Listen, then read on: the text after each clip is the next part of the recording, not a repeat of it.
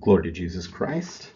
We're going to go into our next video of the Deacon series on the Apostolic Diaconate. We've already covered in previous videos minor orders, the prefigurement of the diaconate in the Old Testament with the holy angels and Levites, as well as the Gospel and Acts chapter 6. But what we want to do now is pivot into what this actually manifested itself into in the infant church. So there's going to be two parts of this. It's going to be somewhat long-winded.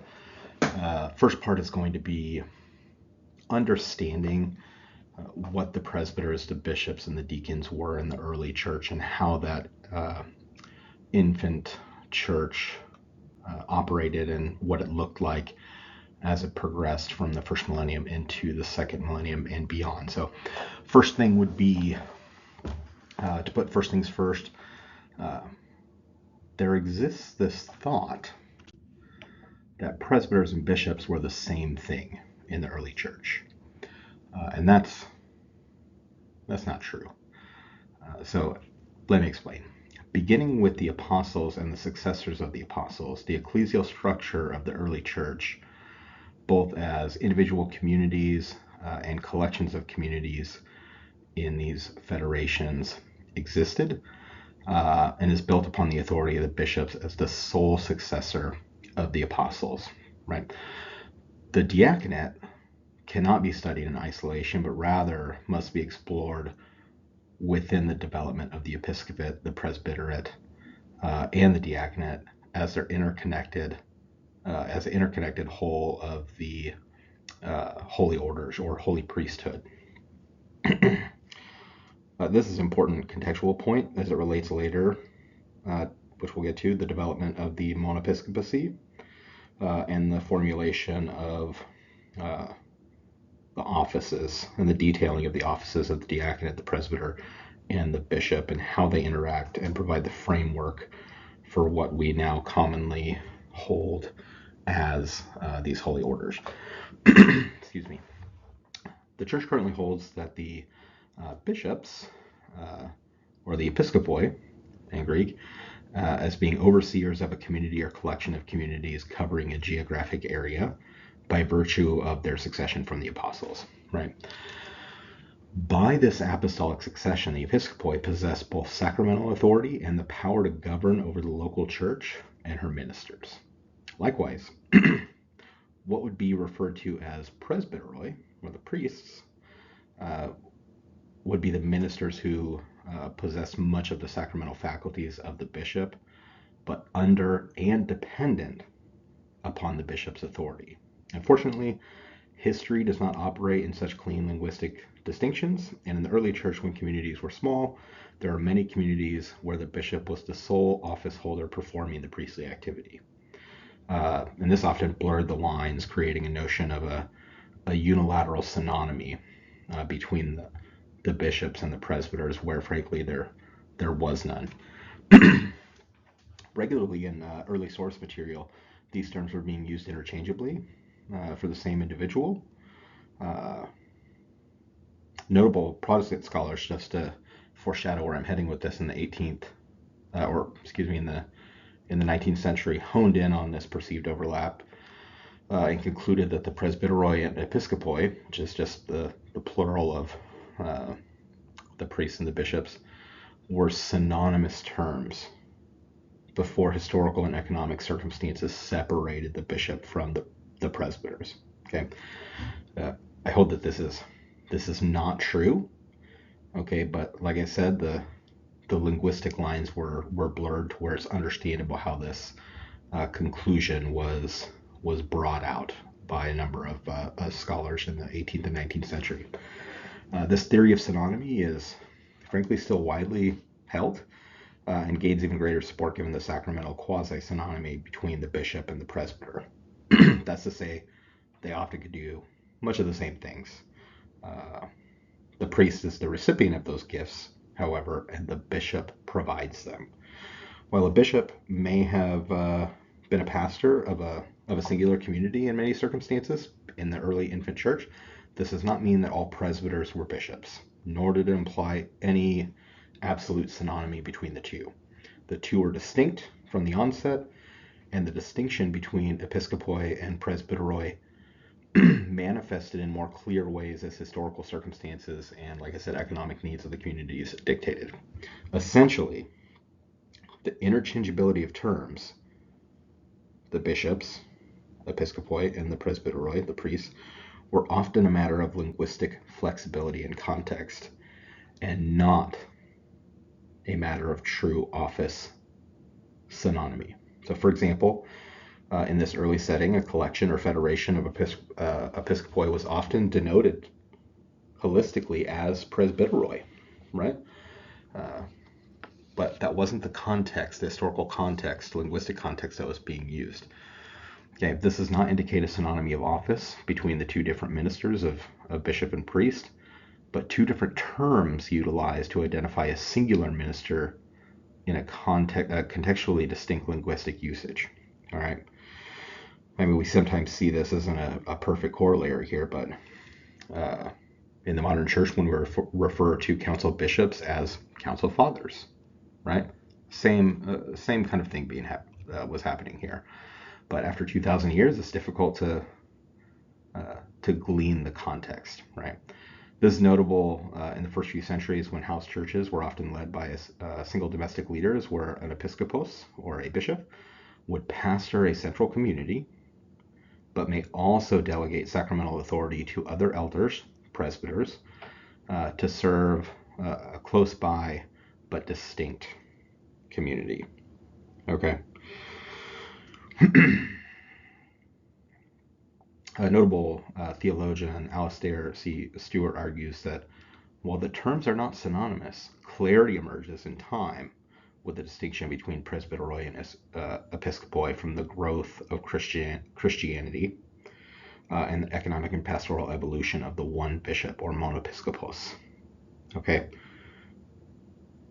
In a nutshell, there's a lot of overlap in what they do sacramentally, but the bishop and priest are not the same office, and it was not split at a later point. Okay. Monopiskopos, which formed out of the need for a centralization over growing Christian communities, permitted the church to more visibly practice this distinction. Okay, so it wasn't something that manifested later, just greater clarity came out of it as the church grew from its infancy. So with the emergence of the monopiskopos, that central bishop, the arguments against synonymy garnered further support by a more nuanced and contextual linguistic understanding that revealed that presbyteroi was often used as a simplifying collective term or collective noun for ministers of the sacraments, right? So again, this linguistic distinction needs to be addressed. This did not presume synonymous authority or equal succession of authority, as the episkopoi, the bishops, was not used reciprocally with the presbyteroi usage. All right. Likewise, while there may be multiple presbyteroi in any given area or singular house church, there was always only a singular usage of episkopos, okay, in its governance. So from that, it is reasonable to conclude that general terminology used as a collective term should not be utilized to imply anything beyond that of partial synonymy between the presbyteroi and episkopoi. To do so would frankly be creating a false equivalence, and therefore a fallacious construct of holy orders not reflected in the early church or her ecclesiology, or reflected in how the church is governed. Now, there's a lack of continuity there if we try to argue a model of synonymy between priests and bishops. Practically, this distinction began to manifest at scale as early as the time of St. Clement in the late 1st and early 2nd century. So just 3-4 generations after Christ crucified, when both house churches and centralization of leadership began to form in the wake of the death of the apostles and the growth of the followers of Christ. communities began to recognize and interact, and successors of the apostles, i.e., the bishops or episcopoi, began to lead this interaction. Okay, so checking in on this. In a nutshell, all bishops are priestly, but not all priests are bishops. All right. In time, this monoepiscopate, or the centralization / federation of multiple communities under one primary eparch, began to form in Ephesus, Corinth, Philippi, and Rome, just to name a few. The episcopoi roles evolved and moved out of predominantly small local house churches and moved primarily into centralized roles over time, centralized administrative roles. What was formerly a local role fulfilled by either a bishop or a priest were now entirely priests at the local community, while the bishop was almost exclusively over a collection of communities shepherded that were individually shepherded by presbyters who gain their authority through the bishop. So we just have as the church evolves in the first century, it just becomes more visible, right? It was true from the beginning, but it was a little ambiguous during the time of the apostles. But as the church evolved in the wake of the death of the apostles, greater clarity came with the distinction between the holy orders. So why is this important for understanding the diaconate? Partial synonymy often implies the necessity of the distinction to avoid hierarchical misunderstanding, as well as to create clarity on who and what the major orders are and how they represent the image of Christ as a whole. Okay, the false attribution of synonymy of a bishop and priest organically reduces the dignity of the other office left out, which is the diaconate, right? That is to say, the bishop holds the keys in apostolic succession, but the particulars of his mission are distinctly represented in the office of presbyter and deacon. One in sacrament, okay, the priest being the dispenser of the sacraments to the local population on behalf of the bishop, and the deacon being the arm of the bishop in ministry. To create a synonymy of the bishops and priests is to again create a false constructive that's similar to a double procession, right? Rather, the deacon proceeds from the bishop alone and does his bidding in humble service to the clergy and laity alike. This single procession from the bishop provides clarity of mission to the laity on the diaconate and clarity of office to his fellow brothers and workers in the vineyard who hold the office of presbyter. Okay, so this is not a purely linear hierarchical rank structure, so to speak. It's more dynamic, both proceeding out of the bishop, okay, who holds these keys, right, and who holds this apostolic authority.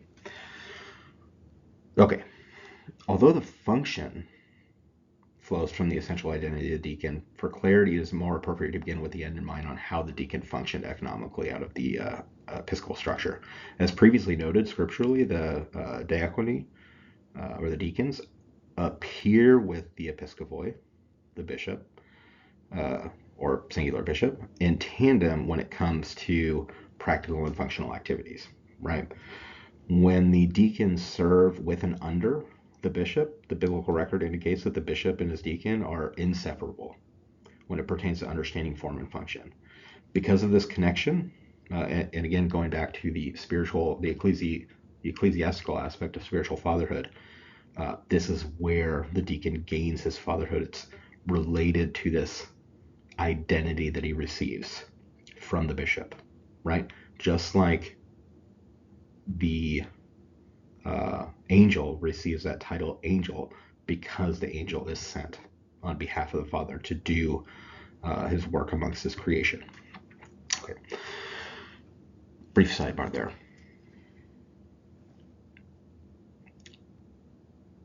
So because of this connection, as the centralization of communities evolved and the episcopoi were being more visibly set apart with the monoepiscopate being established, the deacon's identity also became clear, right? The first function of the centralization of the episcopal power was correspondence with the churches outside of Rome, right? Rome being the center. The second duty was the centralized service of the poor and the distribution of goods. Right? The deacon's primary function, therefore, in the early church is to support the functions of the bishop and be his emissary, while the presbyters served the local community almost exclusively. The deacons accomplished this first as emissary agents of the bishop, either within his territory or beyond it. And second, the deacons fulfilled this as servants of the poor and the administrators of goods of the communities. Right? Think of St. Lawrence, for example. The deacon does not appear to be a mere social servant or merely an assistant to the local presbyter, but encapsulates both being an emissary agent and uniquely multifaceted servant of the church through the bishop to the church community, her presbyters, and her faithful. So as the church grew, this relationship and these distinguishing attributes between the figures of the major orders also, again, continued to compound and become clear. The connection between the bishop and the deacon economically implies equality and identity, i.e. they share the same sacrament of holy orders. It's just the bishop is the fullness of that order, and the deacon is an extension of it for the people. The validity of the office of the deacon is, again, substantiated by the validity of the episcopal office itself. So due to the explicit interdependent unity they share as proceeding together in their ministry, you get saints like St. Irenaeus, who's a doctor of the church, in his treatise against heresies, and again, he's echoing St. Ignatius of Antioch, affirms this codependence by stating that there can be no bishop without deacons. Okay, now we know that there could be bishops without deacons. Okay, but what he was trying to get at in this statement is there's a hypostasis almost between the bishop and the deacon. Their identity is so intrinsically bound with one another that you see this coessentiality when it comes to the fullness of the church in sacrament and in diaconia, right, in service. So both are in holy orders, and the deacon belongs to the holy orders. Belonging to the holy orders is affirmed in this by his connection with the bishop. Yet the distinction is also affirmed because the diakonos originates and proceeds from the bishop to do his work. Okay. Therefore, it can be concluded that the deacon is a distinct and subservient office to the bishop and his ministry, just as the presbyter is a distinct and subservient office of the bishop in sacrament. Furthermore, it's been established that the three levels of holy orders are distinct from one another for particular purposes in carrying on the mission of Jesus Christ, operating as one, ideally, not in competition. This is a relationship of non-competition in the image, analogously, of the Holy Trinity, right? There's no competition there, okay? The bishop is the successor of the apostles and holds, like I said, a unique position in holy orders as being in the image of the Father, through which the bishop shares, analogously, this hypostasis with the deacon and presbyters, who have originated from the bishop and proceed forth towards a particular mission. The deacon is an emissary servant of the bishop for the faithful. Okay, it is not the deacon that represents the people and bringing that back to the priests and bishops. No, the deacon is sent by the bishop on behalf of the bishop for the people. The presbyter serves the local community sacramentally, which becomes clear as the presbyter embodies a distinctly prominent local church office when the bishops move into those more centralized roles, which we see a reflection of now, provided you'll have a episcopal seat and then a huge diocese full of priests, right? But neither the presbyter nor deacon may presume a greater closeness to the bishop over the other minister in any clear or objectively demonstrable way.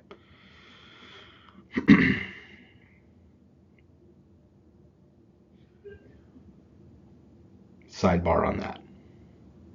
Okay.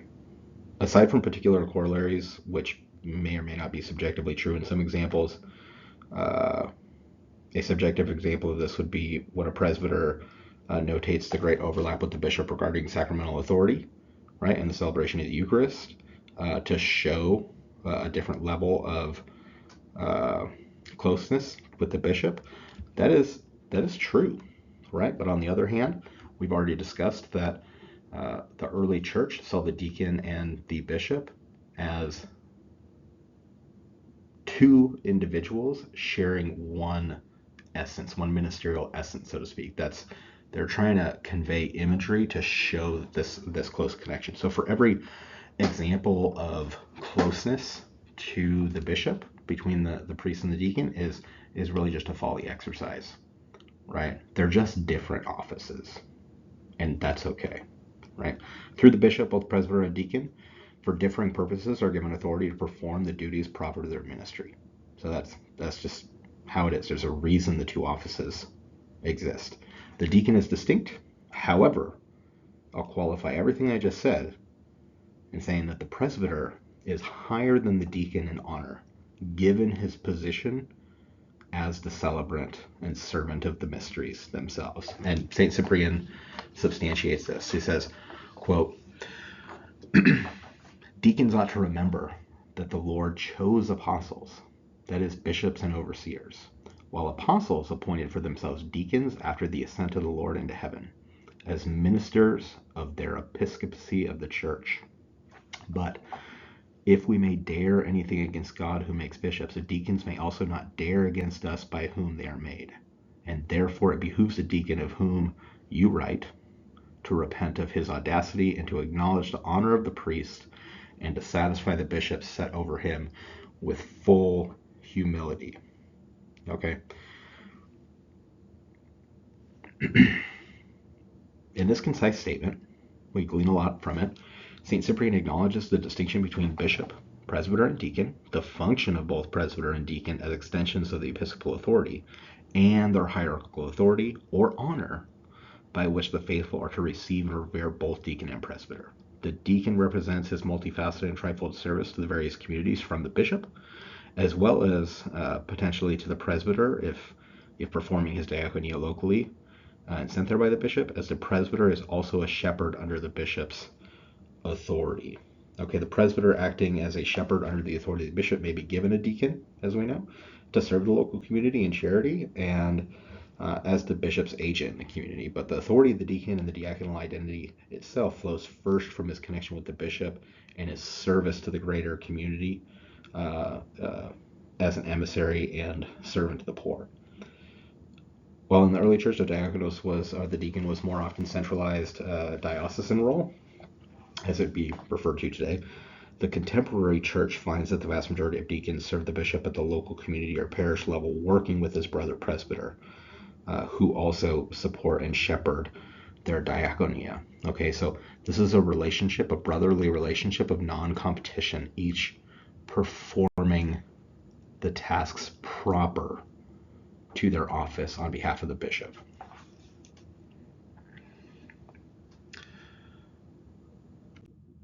Okay. So it's been established both biblically and economically that different essential ministers act on behalf of the bishops to serve the needs of the church. What verification is there of this in the early records? While not including, an exhaustive commentary on the plethora of supporting primary sources, as this video is already getting pretty long, the consensus from the early texts, such as the Didache, the Shepherd of Hermes, the Didascalia Apostolorum, and the writings of the Holy Fathers, such as Ignatius, Polycarp, Justin Martyr, Cyprian, Hippolytus, and other patristic scholars such as Tertullian, Cornelius, and Fabian, is that the deacon is a necessary and essential advocate and minister and icon of the Lord Jesus Christ, operating and fulfilling particular liturgical and charitable needs for the people on behalf of the bishop. Right? That is the consensus of the early church. Okay? It's not like there's competing definitions here. So in essence, the patristic and conciliar witness aligns with the scriptural and socioeconomic history of the early church. Right? St. Ignatius, who died in 115 AD, the first post-apostolic author and a disciple of the apostles Peter and John, provides perhaps the earliest explicit perspective on the deacon economically speaking, within the context of the biblical narrative. So St. Ignatius saw the deacons as his fellow workers or servants, but also can translate as fellow slaves in serving the building of the church, right? An encomium he doesn't render to presbyters, right? And that's no knock on presbyters. What he's really emphasizing there is the closeness that the deacon has with his bishop, and to where his very identity as deacon proceeds directly from his bishop. So further delineating the distinction, importance, and expectations of the office, he also saw them as worthy of reverence as members of the clergy, right? As he shares with the earliest Christian communities that everyone respect the deacon like Jesus Christ. And apart from these deacons, with the bishops and presbyters, a gathering cannot be called a church, right? If you want to have a litmus test on whether something could even be considered a Christian church, is do they have bishops, and do they have priests, and do they have deacons? Do they have all three? If they don't, then we're not even starting with the same presuppositions on what defines a Christian church versus just a Christian community, right? It's important to note, though, that within the living memory of the apostles, the deacons are not only held in high esteem and considered co-workers in the vineyard of the Lord, but correlated directly and explicitly with the person of Jesus Christ as essential clergy, right? St. Ignatius further writes separately, "Let me urge on you the need for godly unanimity in everything you do. Let the bishop preside in place of God, and his clergy in place of the apostolic conclave, and let my special friends the deacons be entrusted with the service of Christ." Here we not only see Jesus Christ as servant expressed through the deacon for the first time, okay, within just a few generations of the crucifixion, but a clerical typology by which the early church provides clarity on the hierarchical structure and sacrament of holy orders or holy priesthood. The deacons serve directly in the image of Jesus Christ, the servant, through the ministry of the bishop's diaconia as his ministering emissary agent, right? Subsequently, this sheds light on their shared fatherly role in the community as fellow servants of Christ in the vineyard, right?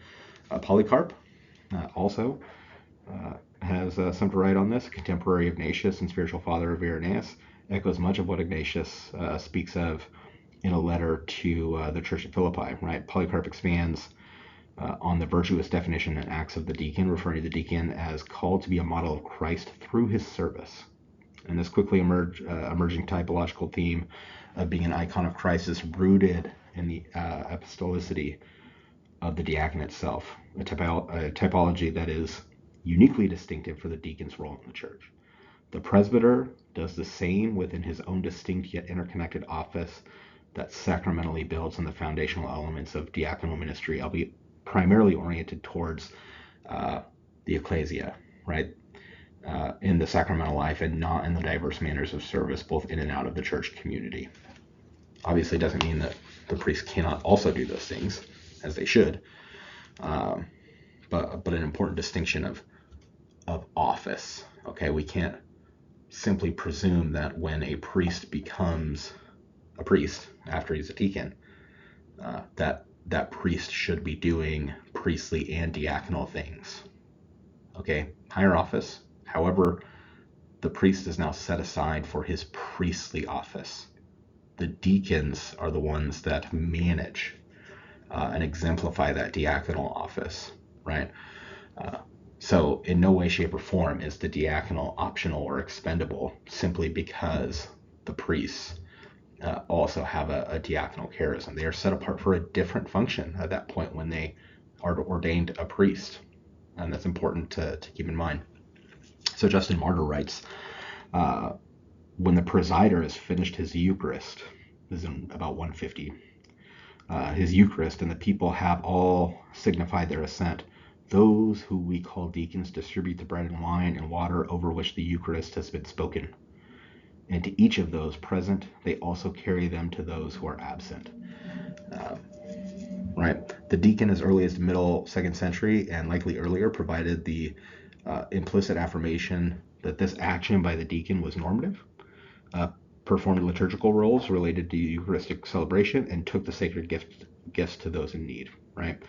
The role here of the deacon is clearly in line with what we know about Acts 6, as the deacons of Acts 6 were sent on behalf of the church to those in need, right? Which, according to Justin Martyr, is tied directly with the Eucharistic sacrifice. St. Cyprian guided the faith during persecutions in the middle of the 3rd century through a series of letters. Within these letters were many references to deacons. Many of these letters were a matter of magisterial affairs, but some of them that emerge regarding the diaconate are first, the distinct office of the diaconate is affirmed many times. Second, the bishop as the successor of the apostolic authority is affirmed. Okay. Third, the subordination of the deacon and the presbyter under the bishop, reaffirming the two hands, sacramental and ministerial hands of the bishop. And fourth, the position of honor the deacon holds in his office. In some, St. Cyprian affirms the structure of holy orders, and in so doing affirms the necessary and dignified position of the diaconate as a servant of the bishop and co-worker with the presbyter. So Cyprian's particular understanding of the diaconate was primarily that of emissary of the bishop. Okay.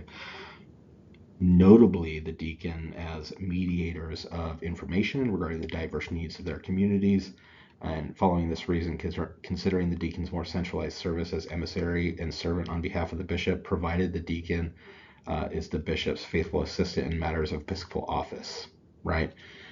This is inverted a little bit in the modern church because of the demands of the modern church and its people and its expansion. But the fundamental reality hasn't changed. So additionally, the diaconal and presbyteral responsibilities with the governance of the church are seen as equal in the eyes of Cyprian in necessity, right? Not in honor, in necessity. Further substantiating the imagery of the deacon and presbyter being two different arms of the bishop serving one episcopal mission.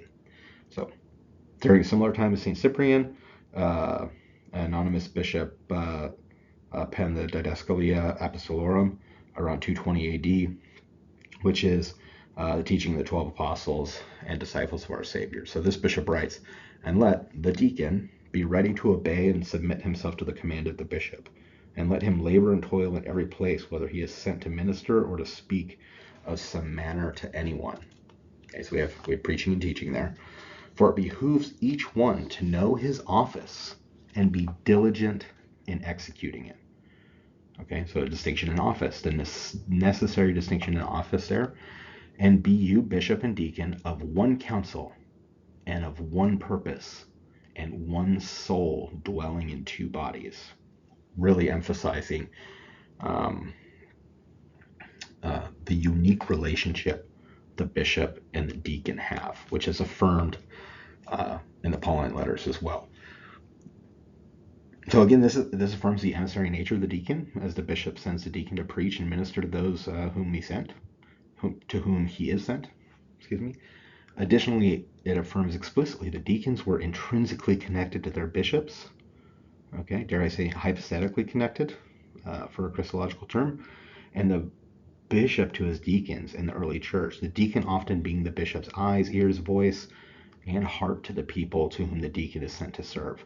All right, in chapter 9 of the same text, the deacon is in the person of Christ, and that the community must have free access to the deacon, so they may see Christ in all needs through the deacon, who is the clear representative of the bishop. All right, we have this affirmation also of volume, right? Everywhere must have deacons. That keeps coming up, right? Yet we operate in a church that oftentimes just doesn't have deacons. This is a problem that needs to be fixed if we are to serve the people of God the way that it was built to be, the way the church was established, with diaconia as its foundation. Deacons are referred to as Christ's servant for two reasons, right? Christ, the diakonos, washing the feet of the disciples, as well as their service, is that of Christ, the mediator reporting men's needs to the Father, right? These reasons are telling on the early understanding of the diaconate, as previously affirmed, as it shows that the deacon is in the image of Christ, the servant to the father bishop, as well as the deacon being a mediator between the people and the bishop. Elsewhere in the document, practical themes emerge that the number of deacons should correspond to the size of the community, which relates to the charitable arm of the deacon in the community to ensure Christ's church is being nourished. Okay, I don't know how many examples I've heard to where they actually do, and this is, I should clarify that as I'm speaking about the challenges facing the diaconate and vocations in general, I'm speaking just generally about the Apostolic Church. It's not specifically about my own ritual tradition. Okay, a lot of these challenges are actually coming from Roman Catholic contexts, right?